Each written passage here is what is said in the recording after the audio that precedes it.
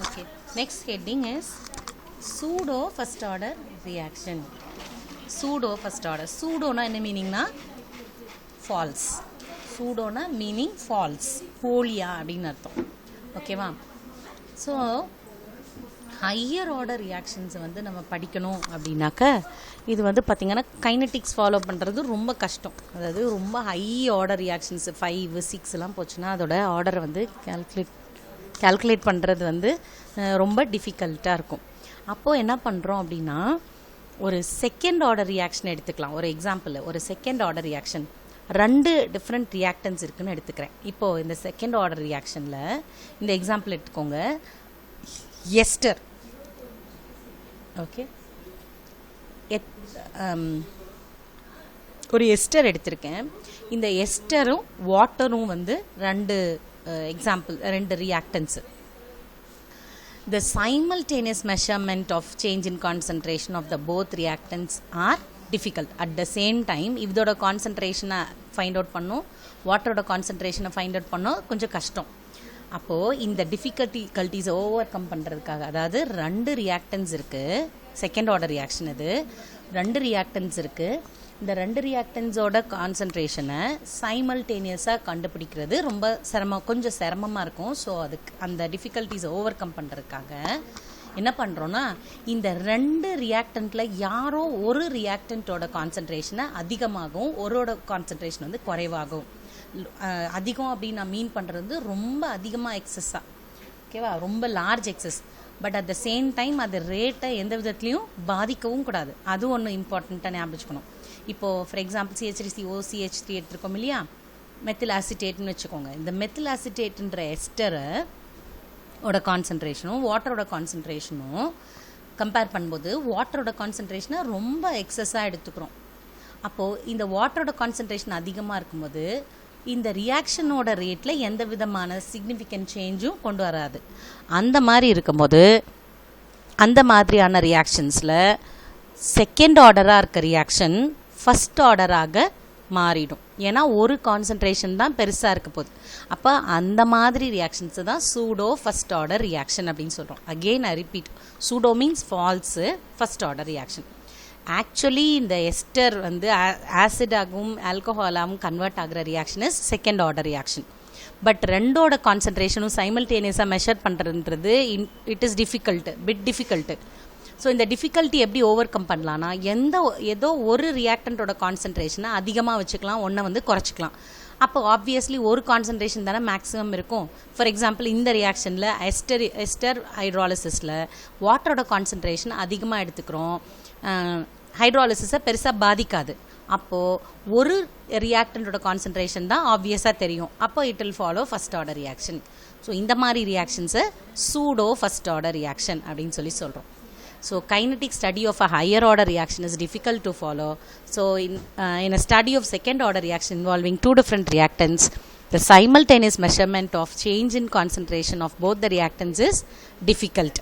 So to overcome such difficulties, a second order reaction can be altered to a first order reaction by taking one of the reactant in large excess ன்னு சொல்கிறாங்க. அப்போது comparatively ரொம்ப அதிகமாக ஒரு ரியாக்டண்ட்டோட concentration increase பண்ணிக்கிறோம். Such reaction is called pseudo first order reaction. Actually second order, but it is taken as first order because of the large excess amount of one single reactant. So let us consider the acid hydrolysis of an ester. CH3CO CH3 aqueous plus H2O liquid will give you acetic acid and alcohol. Okay, so the rate, how will you express rate? Rate is equal to K into concentration of methyl acetate into concentration of water. இப்போ வாட்டரோட concentration is taken in large excess. அப்போ there will be no significant change in the concentration of water during hydrolysis. That is the concentration of the water remains almost a constant. ஒருத்தர் அதிகமாக இருக்கவங்க வந்து எந்த சேஞ்சும் ஆகாமல் அப்படியே இருப்பாங்க. So we can define K is equal K into H2O will be K dash. So therefore the above reaction can be written as K rate is equal to K dash into as methyl acetate concentration. So it will now become first order reaction. Now it will follow first order kinetics. So ஒரு second ஆர்டராக இருக்க reaction ஒரு ரியாக்டண்டோட கான்சன்ட்ரேஷனை increase பண்ணுறதுனால first ஆர்டராக நமக்கு தெரிகிறதுனால இதுக்கு பேர் pseudo first order reaction. Clearly understood? Next, integrated rate law for a zero order reaction. நம்ம முன்னாடி பார்த்தது வந்து first order reaction. இப்போ நம்ம பார்க்க போகிறது zero order reaction. நம்ம ஏற்கனவே சொல்லியிருக்கோம் order can be zero, a fraction or an integer.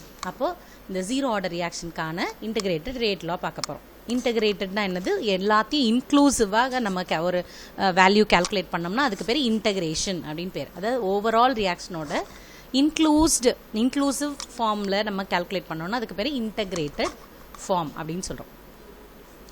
So reaction in which the rate is independent of the concentration of the reactant. அப்போது அந்த ஒரே ஒரு ரியாக்டன்ட் ஒரு ப்ராடக்டை கொடுக்குது. அப்போது வந்து என்னன்னா we are not worried about the concentration of the reactant. ரொம்ப நேரத்துக்கு அந்த ப்ரொசீஜர் என்டையர் ப்ரொசீஜரில் அந்த ஒரு ரியாக்டன்ட்டோட கான்சன்ட்ரேஷனை வந்து நம்ம வந்து கன்சிடர் பண்ணாமலே இருந்தோம்னா அதுக்கு பேர் ஜீரோ ஆர்டர் ரியாக்ஷன். ஓகே, ரொம்ப ரேர் இந்த ரியாக்ஷன்ஸ். எக்ஸாம்பிள்ஸ் பின்னாடி பார்க்கலாம். ரொம்ப ரேரான reactions.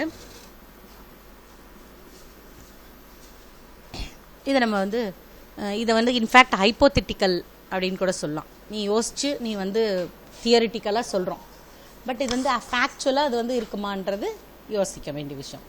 So let us consider one small equation. A gives products. A gives products. A reactant, B மீதி எல்லாமே product. So how will you write the rate law? Rate law is written as rate is equal to K into A power 0. A power 0 because it is independent of the concentration. Okay, so rate is minus d of A by dt is equal to K into anything power 0 is 1. Okay, anything power 0 is 1. So A power 0 will be equal to 1. So K into 1. So minus d of A is equal to K into dt. Okay, so in the equation I integrate பண்றேன் between the limits initial concentration A0 and final concentration A and initial time 0 to particular time t.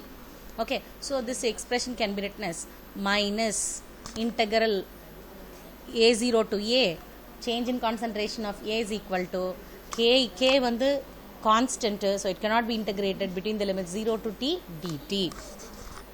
Okay, so what is the integral of dx is x. Integral of dx is x. Repeat பண்றேன், integral of dx is x. So what is integral of d of A? This A.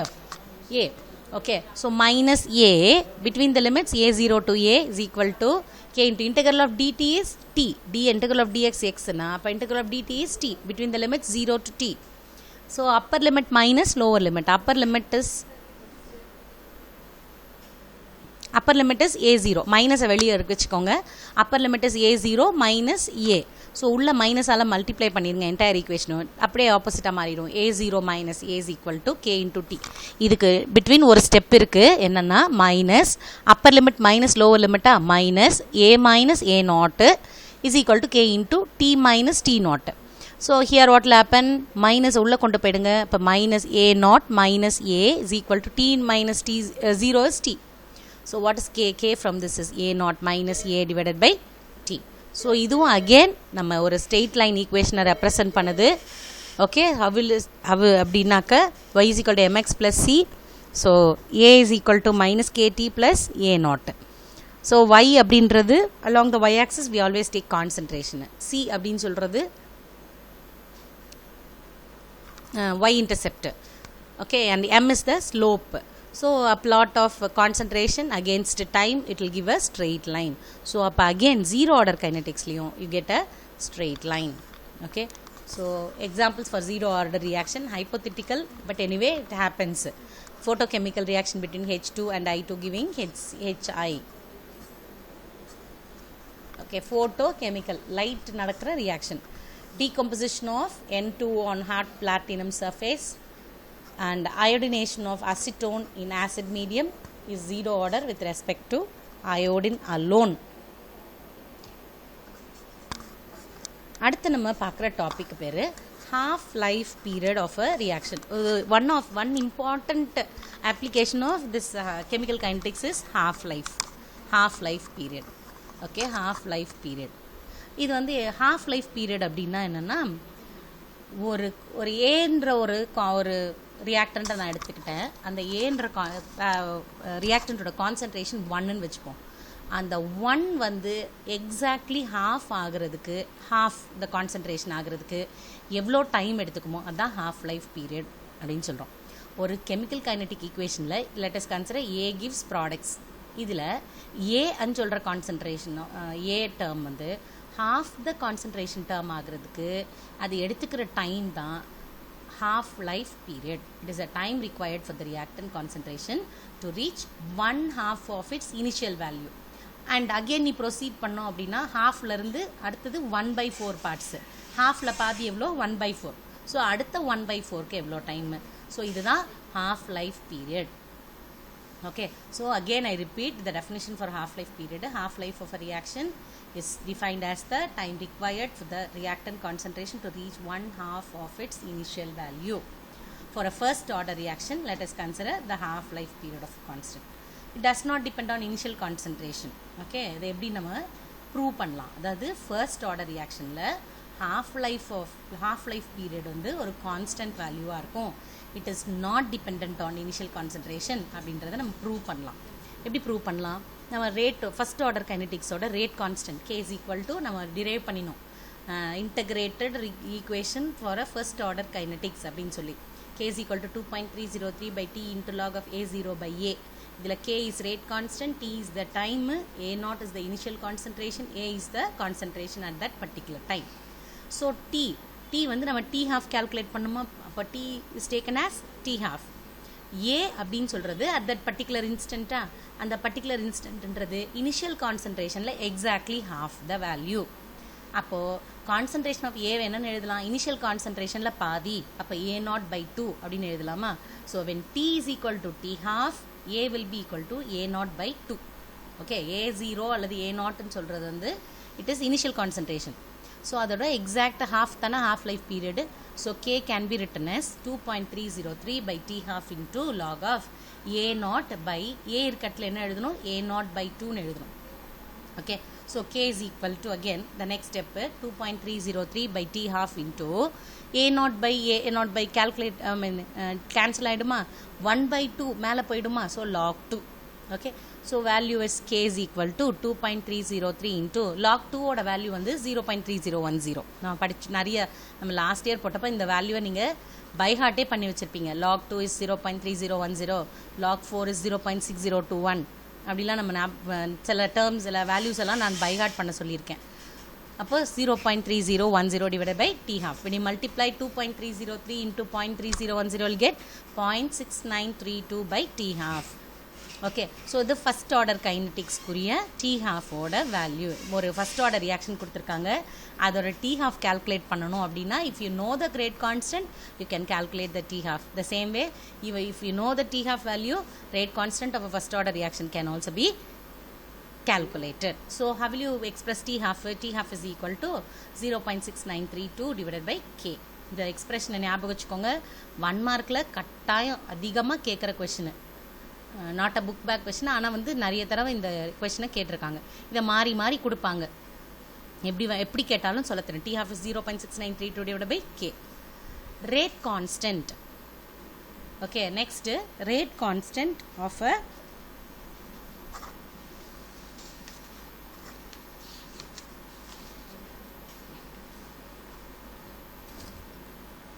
Zero order reaction. இப்போ நம்ம பார்த்தது வந்து first order, அடுத்து நம்ம பார்க்குறது zero order. Zero ஆர்டரோட rate constant என்ன? K is equal to A0 minus A divided by T. Again T வந்து T halfனு எடுத்துக்கிறீங்க. இனிஷியல் கான்சன்ட்ரேஷனில் exactly half is, so A0/2 A. So K value substitute பண்ணுங்கள், A0 minus A0/2. What is A0 minus A0/2? 2 கீழே எடுத்துன்னு போயிடுவோமா. அப்போ A0 minus A0/2 into T half. ஓகேவா? So K இந்த பக்கம் எடுத்துகிட்டு போயிருங்க, T half அந்த பக்கம் எடுத்துகிட்டு போயிருங்க. T half is equal to A0/2K. Okay, LCM 2 எடுத்துக்கிட்டிங்கன்னா 2A0 minus A0 வருமா. அப்போ ஒரே ஒரு A0 divided by 2K. So இப்போது ஃபஸ்ட் ஆர்டர் ரியாக்ஷனையும் செகண்ட் ஆர்டர் ரியாக்ஷனையும் சைட் பை சைட் போட்டிருக்கேன். அதுக்காக தான் பாருங்கள். half life of a zero order is directly half life of a first order reaction, the half life of a zero order reaction is directly proportional to the initial concentration. But first ஆர்டரில் initial concentration டேர்மை depend பண்ணுறதில்ல, அந்த டேர்மே கிடையாது இங்கே பார்த்தீங்கன்னா. But இங்கே வந்து ஏ not வந்து டைரக்ட்லி ப்ரொபோஷனல். ஸோ அதுதான் வந்து இந்த ரெண்டுத்துக்குமான கம்பேரிசன். எங்கேயாவது 1 மார்க்கில் கேட்கறக்கு வாய்ப்பு இருக்குது, அப்போ நீங்கள் வந்து தெரிஞ்சுக்கணும். ஓகே, நெக்ஸ்ட்டு பேஸ் இந்த பேஸ் பண்ணின சில ப்ராப்ளம்ஸ், ரொம்ப இம்பார்ட்டன்ட் ப்ராப்ளம்ஸு. இந்த லெசனில் நான் ப்ராப்ளம்ஸ் தான் நிறைய கேட்பாங்கன்னு சொன்னேன், அதனால் எல்லா ப்ராப்ளம்ஸும் இங்கே நம்ம ஒர்க் அவுட் பண்ணுறோம். First order reaction takes 8 hours for 90% completion. Calculate the time required for 80% completion. என்ன சொல்கிறாங்க, ஒரு ஃபஸ்ட் ஆர்டர் ரியாக்ஷனில் வந்து ஒரு ரியாக்ஷன் கம்ப்ளீட் ஆகிறதுக்கு 90% கம்ப்ளீட் ஆகிறதுக்கு 8 hours ஆகுதான்.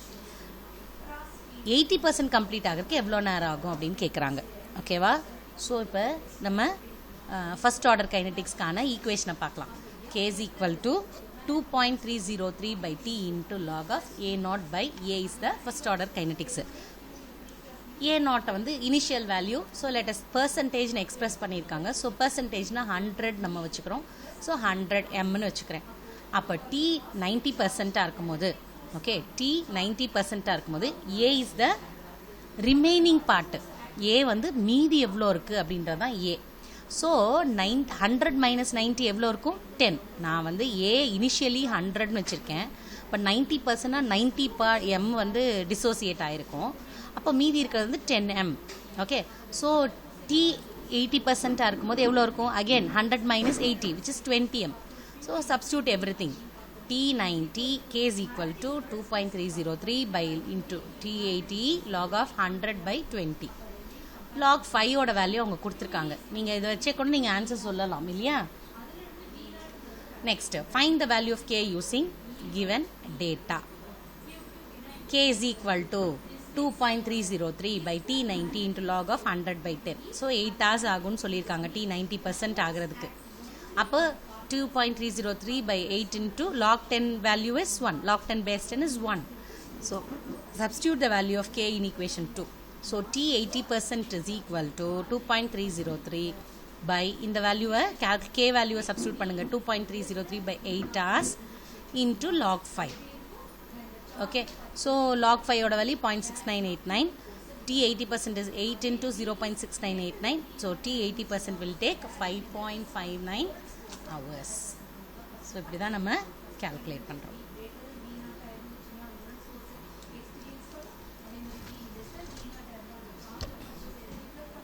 அடுத்து ஒரு interesting question.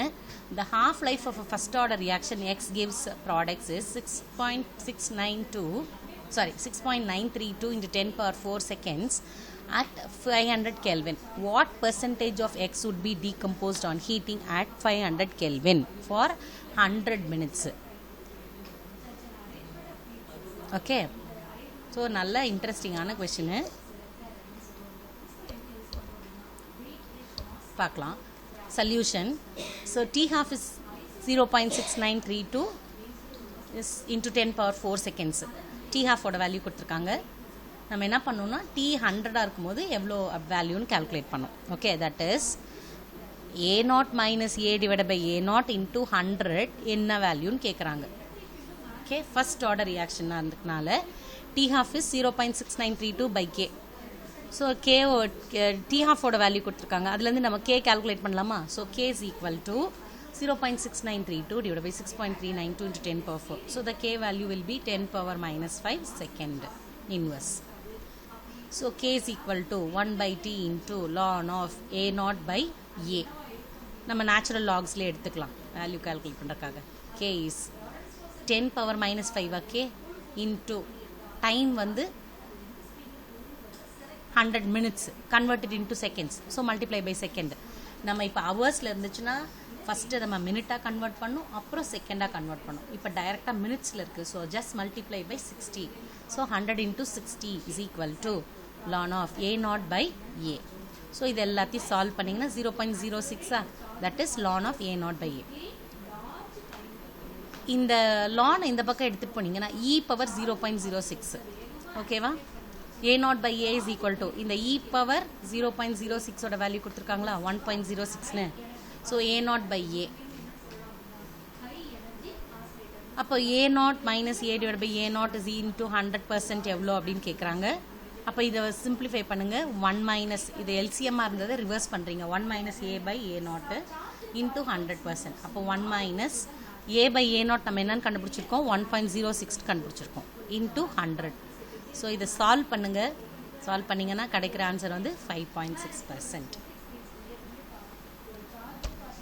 Next another interesting question. இந்த மாதிரி கொஷின்ஸ் தான் நிறைய நமக்கு கேட்க போகிறாங்க.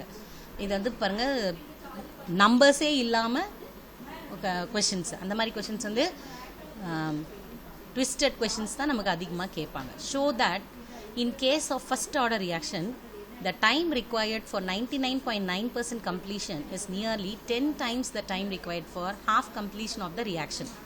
Question நல்லா அண்டர்ஸ்டாண்ட் பண்ணிட்டா ஒரு 2 மினிட்ஸில் ஆன்சர் சொல்லிடலாம்.